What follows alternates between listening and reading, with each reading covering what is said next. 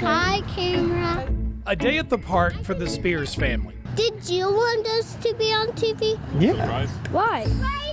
Is anything but. My oldest is Josh. Issa is my oldest daughter. Lena Cole is my middle daughter. Rin is my youngest. And Christopher. A day at the park. There's Christopher. You may be thinking, why in the world What was my number one rule? Y'all go play together though, okay? would this young married couple Christopher. Too much. agree to this? This was just not in our wildest dreams, you know. Really strong, just muscle. And the ones they openly discussed, even while walking down the aisle over 13 years ago. A few. Two, probably? Yeah, I mean, we didn't really have like a specific number. You thought you'd have 5 kids in 13 years? No. This is the story of how these kids' lives already flipped upside down. We have 3 sisters and 2 brothers. We're a family, a big old crazy family. It's not what I expected. Even 15-year-old Josh is amazed by how this happened, especially when you find out the oldest hasn't even been here the longest. Well, by now, many of you may be just as lost on this one.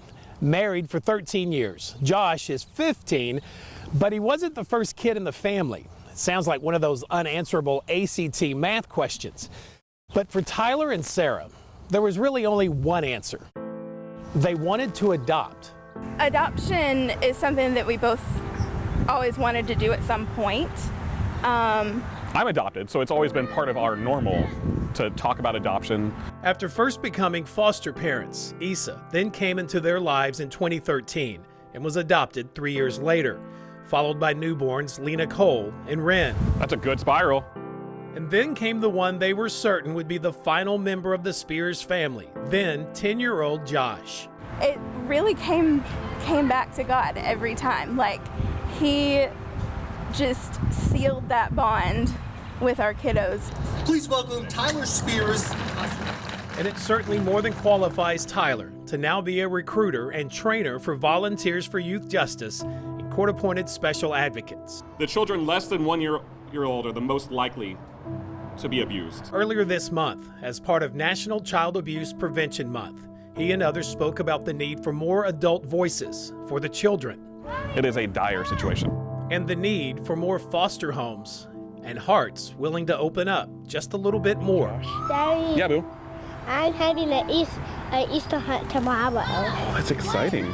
And consider adoption, something Tyler and Sarah openly discuss with their children and how they ended up in this family together. Adoption is very much part of our everyday speech.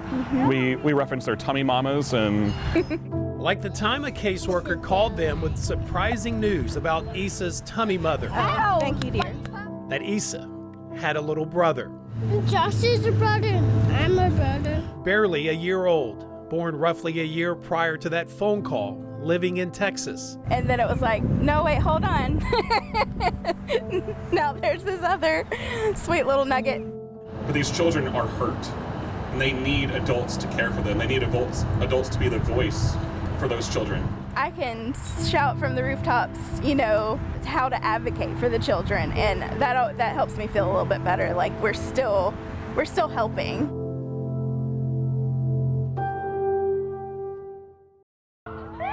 It's been a rough 24 hours trying to keep them, focused not only just on Devin, but also on the game. The path the Huntington Raiders basketball team was able to take from last Thursday afternoon's heartbreaking loss of a teammate, 17-year-old Devin Myers. And I ran over there quick. It ain't hit me until I seen his face on the ground. And I just broke down crying. It just hurt. It was like my brother, we stayed in the same house. To their Friday night heart-pounding playoff victory on their home court. Even though it was one of the worst days, it was barely 24 hours.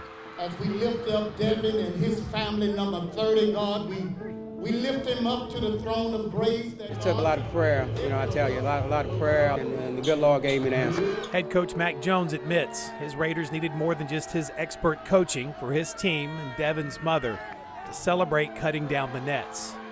Friday night, we was all together. We was leaning on each other the whole night. For junior Cameron Evans, he was celebrating more than just a victory on the court, but a spiritual victory of sorts.